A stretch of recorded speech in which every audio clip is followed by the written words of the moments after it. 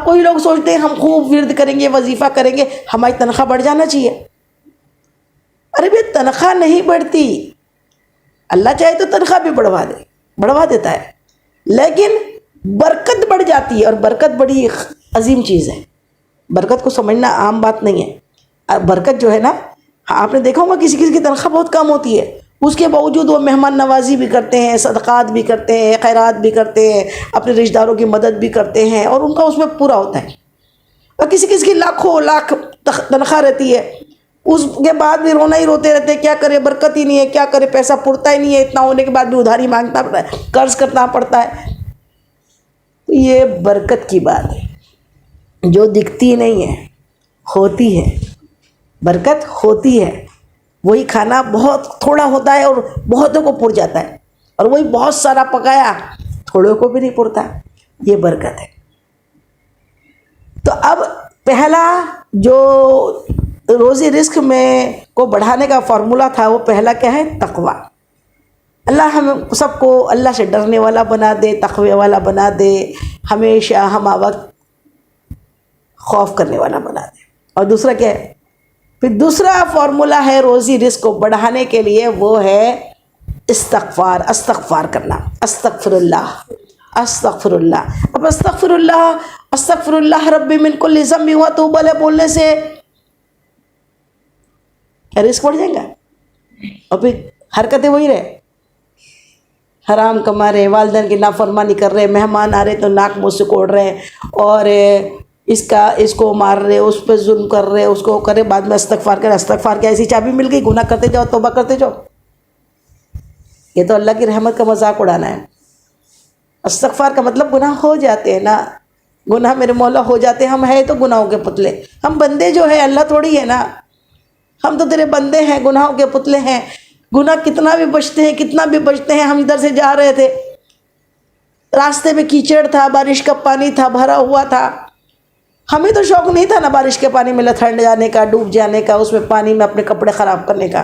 ہم تو کپڑے سمیٹ کے، یوں کپڑے سمیٹ کے ہم وہاں سے جا رہے تھے، کہیں کیچڑ ہم پہ نہ لگ جائے.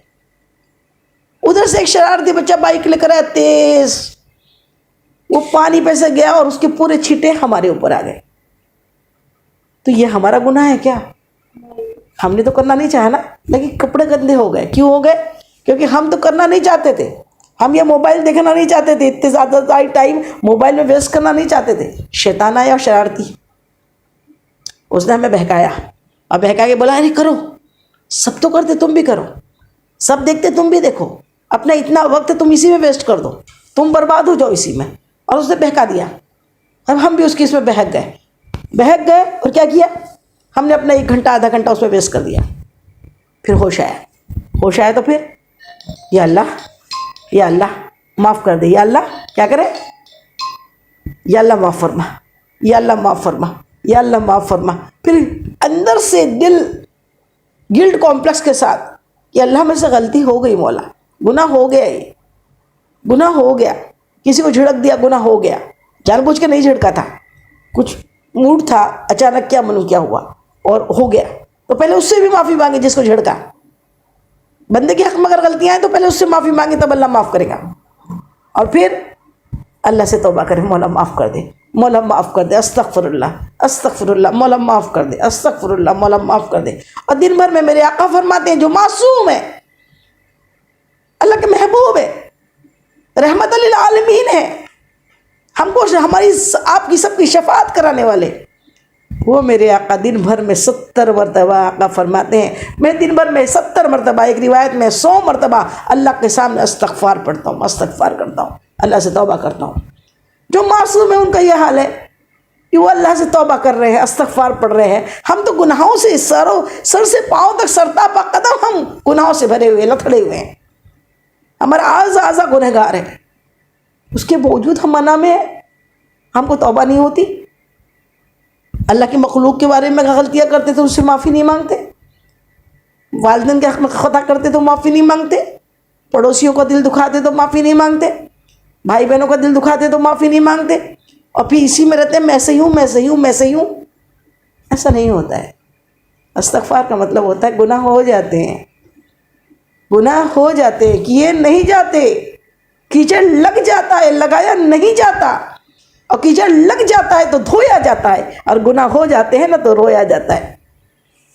حدیث مبارکہ ہے، جو کوئی میرا بندہ، اللہ تعالیٰ فرماتا ہے جب میرا کوئی بندہ اکیلے میں اپنے گناہوں پہ نادم ہو کر گڑگڑا کے روتا ہے، مولا معاف کر دے، اس کی آنکھوں سے ایک قطرہ چاہے مکھی کے پر کے برابر نکلے، مکھی کے پر کے برابر اس کے آنکھ سے قطرہ چھلکے، اس کی گرمی، آنسو گرم ہوتے ہیں نا، آنسو کی گرمی آنکھ گال پہ لگے، اللہ رب العزت کی رحمت جوش میں آتی ہے، اور اللہ تعالیٰ اسی وقت اس بندے کو معاف کر دیتا ہے۔ سبحان اللہ، سبحان اللہ۔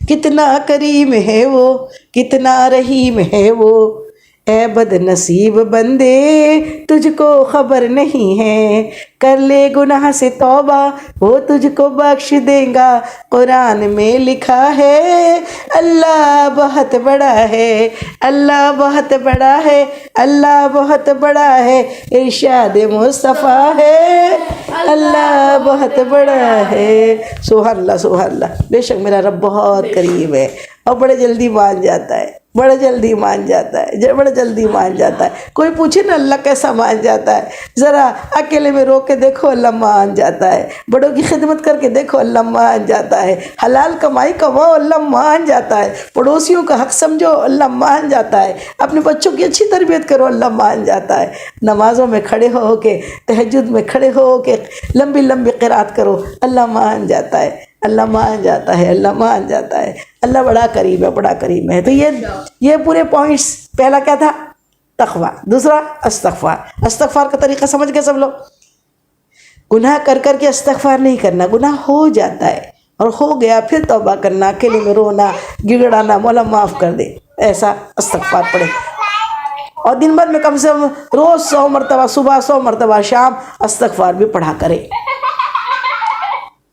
اپنے مائک میوٹ کریے، ایک مرتبہ درود پاک پڑھ لیجیے، اللہم صلی علی سیدنا شفیعنا مولانا محمد وعلی آل سیدنا مولانا محمد بارک وسلم، صلاۃ والسلام علیکہ یا رسول اللہ صلی اللہ تعالی علیہ وسلم۔ اب تیسرا فارمولہ ہے رزق کو بڑھانے کا، وہ کیا ہے؟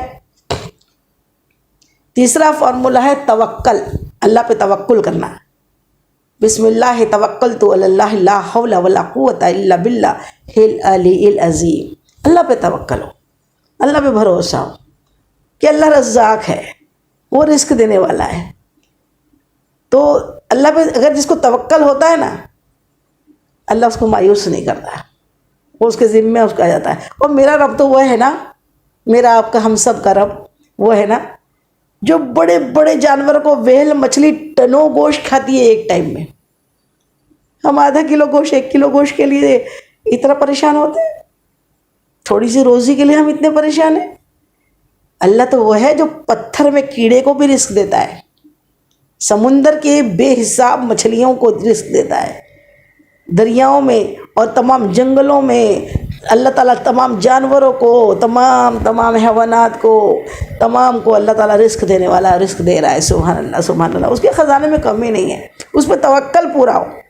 لیکن توکل کے ساتھ کوئی بولے محنت کرنا بند کر دے، میرا رب تو ہر چیز پہ قادر ہے اور وہ تو رزق دینے والا ہے۔ حضرت علی کرم اللہ وجہ ارشاد فرماتے ہیں، آپ رزق کے لیے اتنا وہ ہوتے ہو، رزق تو آپ کے پاس اس طرح آتا ہے جیسے موت کا فرشتہ، رزق آپ کو ایسا ڈھونڈتا ہے جیسے موت کا فرشتہ ڈھونڈتا ہے۔ جہاں کہیں ہو اللہ نے آپ کا رزق مقرر کیا ہے، وہ دے کے رہے گا، لیکن پھر اس کا مطلب یہ نہیں ہے کہ آپ کوشش کرنا بند کر دیں، اللہ پہ توکل ہو۔ اللہ تعالیٰ نے قرآن پاک میں سورہ مریم میں بی بی مریم علیہ السلام سے اللہ تعالیٰ مخاطب ہے، ارشاد فرماتا ہے، مریم تم کھجور کے درخت کو ہلاؤ، کھجور کے درخت کے تنے کو ہلاؤ، اس سے تازہ کھجوریں گریں گی، اس کو کھاؤ۔ یہ نہیں کہا بی بی مریم کا اب اس بات سے کیا تشریح ہوگی، کھجور تو بی بی مریم کا رزق درخت میں تھا،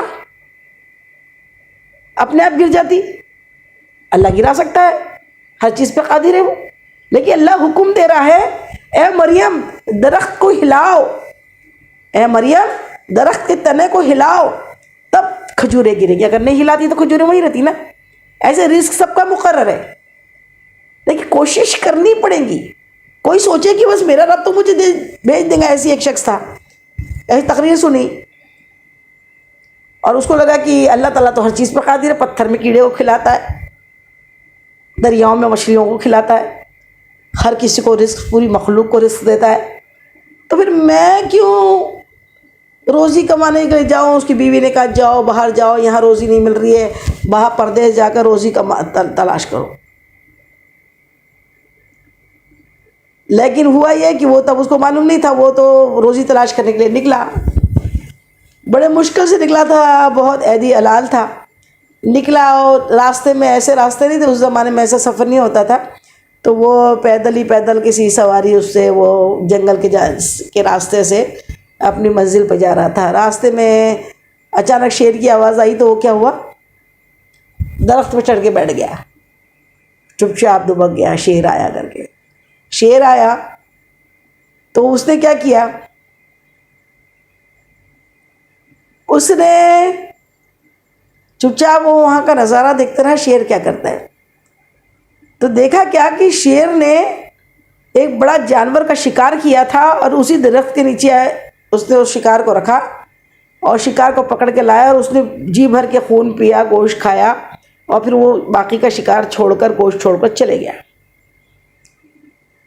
پھر اس نے ایک نظارہ دیکھا کہ وہیں پہ ایک لومڑی تھی جو اپاہج تھی, اس کے ہاتھ پیر نہیں تھے, اور وہ لومڑی گھسٹتے گھسٹتے وہاں پر آئی, اور لومڑی گھسٹتے ہوئے آ کر وہ شکار کے پاس آئی جو شیر چھوڑ کے گیا تھا. پھر اس نے وہ شیر کے چھوڑے ہوئے شکار کو اچھی طریقے سے کھایا, اور کھا کے پھر وہ اپنے سائڈ میں چلے گئی. یہ جو روزگار تلاش کرنے نکلا تھا, جب اس نے دیکھا, بولے اے اللہ تو اتنا کریم ہے, ایک اپاہج لومڑی کو تو بیٹھے بٹھائے بنا محنت کے شکار بھیج سکتا ہے, تو مجھے نوکری تلاش کرنے کے لیے پردیس جانے کی کیا ضرورت ہے. اور یہ سوچ کے اس نے ارادہ بدلا اور واپس اپنے گھر پہ آ گیا, اور گھر میں آ کے دروازہ بند کر کے بیٹھ گیا کہ اب کوئی آئے گا اس کو رزق لے کر, اب کوئی آئے گا اس کا رزق لے کر, اب کوئی آئے گا اس کا رزق لے کر. 3 دن 2 دن 3 دن ہو گئے, کوئی نہیں آیا. آواز آئی حاتم غیبی سے, اے بندے تیرے سامنے ایک ایگزامپل دیا گیا, ایک مثال دی گئی, اس میں شیر بھی تھا اور لومڑی بھی تھی. وہ لومڑی اپاہج تھی, وہ محنت نہیں کر سکتی تھی, شکار نہیں پکڑ سکتی تھی, اس کو ہم نے رزق بھیجا شیر کے ذریعے. لیکن تو نے شیر بننا پسند نہیں کیا کہ خود بھی کماتا, خود بھی محنت کرتا, خود بھی شکار کرتا اور اپنے گھر والوں کو اچھے سے کھلاتا. تو نے لومڑی سے اپنے لیے تشبیہ کر لی, اپنی مثال کر لی. اے بندے تجھے ہاتھ پیر دیے ہیں, تو جا کر محنت کر اور خود بھی کھا اور دوسروں کو, اپنے گھر والوں کو بھی کھلا. سبحان اللہ سبحان اللہ. اسی لیے اللہ پہ توکل پورا ہو. ایک حدیث مبارکہ, ایک صحابہ کرام آئے, ایک صحابی عرض کرتے یا رسول اللہ صلی اللہ علیہ وسلم, آپ نے توکل کے بارے میں کہا ہے, اللہ پہ توکل ہونا, بھروسہ ہونا, وہ ہر چیز پہ قادر ہے بے شک, تو آپ بتائیے کہ میں اپنے اونٹ کو کھلا چھوڑوں یا باندھ دوں, باندھ کر رکھوں. میرے آقا مدنی آقا مصطفیٰ جان رحمت ارشاد فرماتے ہیں اپنے اونٹ کو باندھ دو, اونٹ کو باندھنے کا حکم دیا, اور پھر اللہ پہ توکل کرو, بے فکر ہو جاؤ. اللہ, ہم عالم اسباب میں ذریعے ہیں, ذریعوں سے کام کرنا ہے. باندھنے کا حکم آقا نے سکھایا ہے. آقا فرماتے ہیں اگر آپ نے نان ویج کھایا ہے, گوشت کھایا ہے, بسان چیز کھائی ہے, تو اپنے ہاتھوں کو اچھے سے دھو. کل کو کوئی موذی جانور آپ کو کاٹ لے تو پھر اللہ بھی نہیں کہنا. سمجھ میں آئی بات؟ آپ کو پریکاشن لینی ہے, آپ کو کوشش بھی کرنی ہے, آپ کو فزیکل طریقے سے روزی کمانے کے لیے نکلنا بھی ہے, آپ کو اس میں جد و جہد بھی کرنی ہے, اور پھر توکل اللہ پہ کرنا ہے نا. روزی جتنی ہے مل کے رہے گی, اور پھر دعا بھی کرنی ہے. لوہے محفوظ میں جو قسمت ہے نا وہ نہیں بدلتی, لیکن ایک قسمت معلق ہوتی ہے اور وہ بدلتے رہتی ہے دعاؤں سے. بندہ جب دعا کرتا ہے تو بیماری آتے والی رک جاتی ہے, کم روزی فراغ روزی میں تبدیل ہو جاتی ہے, پریشانیاں نجات میں تبدیل ہو جاتی ہے. یہ دعائیں ہیں.